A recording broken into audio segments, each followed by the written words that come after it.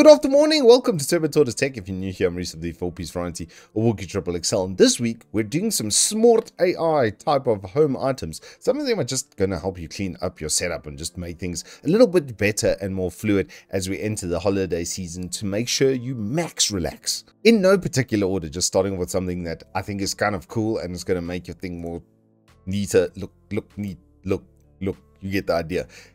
$100, and you're going to be able to slap this onto the side of your desk and then just channel your cables nicely through it. It just hits the OCD in just the right spot. If you didn't know, Uncle Evetech also stocks a bunch of power banks, and these Winx ones have considerable miles for not a lot of monies. Yeah, there's two different types. You get like simple ones, which is this one, and then you get ones with like readouts and stuff on them. But look how much Mars. It's so thick. I flippin' love it.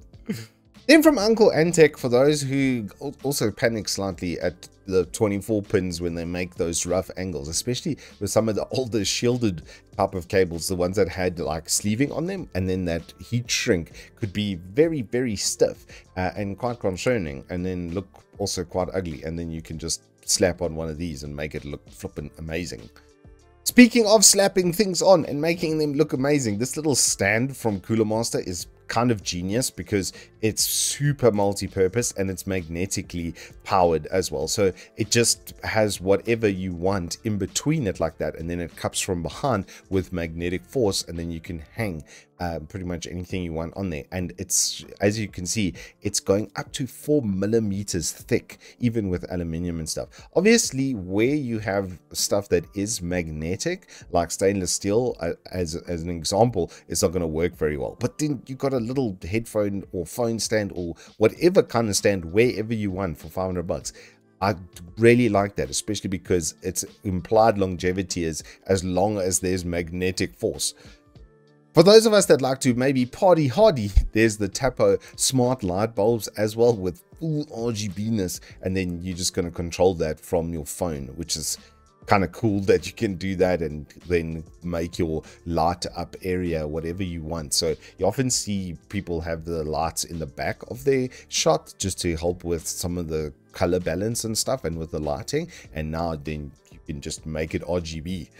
Then for those of us who are still living in South Africa and aware that security is a requirement of living in South Africa, they're doing now outdoor IP cameras, yeah, IP65 waterproof cameras for a whole $1,100. You can just slap this anywhere that you can basically deliver power. So if you think about it, like realistically, you could probably stick this sucker underneath the edge of your roof, like pointing at your front gate as an example, and then you've got an IP camera without having to go and get a DVR and all the other bits.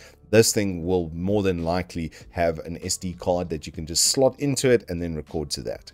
Another awesome little TP-Link product are these Deco models. They're now $1,600 to get a full mesh system. That's like a little bit more expensive than just a basic router. If you've already got a basic router that on LAN at least can deliver the performance that you're wanting, then you can just slot it into one of these. I've just set up one of these actually recently, and very easy, straightforward, and you've got Wi-Fi wherever you have a LAN connection. And lastly, in the TP-Link awesomeness bin, they're now doing robotic vacuums as well, and this thing's a wet vac, dude. I was scrolling over here, it's got wet vac as well. So this is just like everything you could possibly need. They're also quite proud of their pickup pattern, that it goes on the zigzag path. They quote that it will get up to 90% of your area compared to 70% in a random setup. So it's been programmed to be a little bit smarter.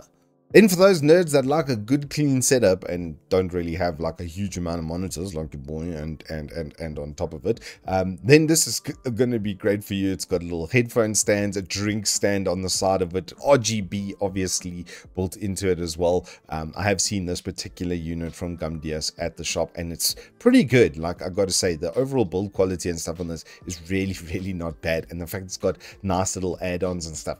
If you want a gaming desk, it is a little bit pricey, but it is kind of cool at the same time.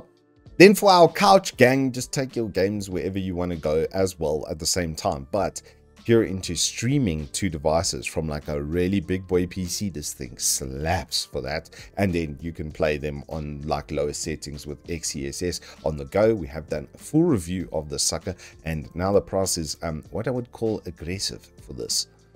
For the first of our streaming gang suggestions, the key light has come down in price significantly. You can't help but feel it's due to some pressure in the market. But it's a good thing, because this is a really good light. As you can see, they're boasting Osram LEDs, 160 thereof, and you can control color temperature and the brightness remotely. So once you've got it set up, you're going to be able to get it absolutely perfectly set up for your stream without having to lift a finger.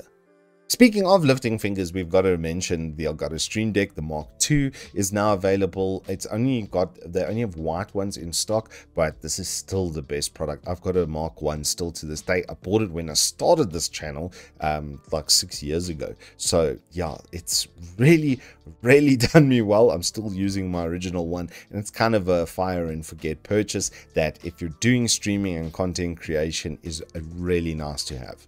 And finally, for those who need really good audio and have XLR mics and stuff, this is the way I would interface it. It's very simple and straightforward. It doesn't require any software, but it's super good. The build quality of this thing, the dials, the VU meters on it, the integrated functionality, the ability to take multiple inputs and put it into one setup and then control them all individually is just really good. On a baseline platform, for what this thing costs, it just slaps. I've got to be honest. This is a really nice audio interface. It's got phantom power as well for different higher end microphones. It's just got it all. And that, my friends, is your hashtag SMORT AI type of products for this week. If you have enjoyed this, please do hit us up with a like and subscribe. We've got a bunch of reviews and stuff coming out. I'm just busy finishing off now the MSI Raider 18X, which is an 80,000 Rand, basically the best laptop money can buy. Yeah, it's been ruining my life with benchmark results that absolutely slapped my PC around the gills over the last week. Then we've got a desktop arm as well, speaking of smart products, that coming out later this week. And then the Antec C8 wood. I'm finally going to be able to build a wood PC. See what I did there? I know it was terrible. Anywho, if you have enjoyed this, please do hit us up with a like and subscribe, and I will see you on the flip side.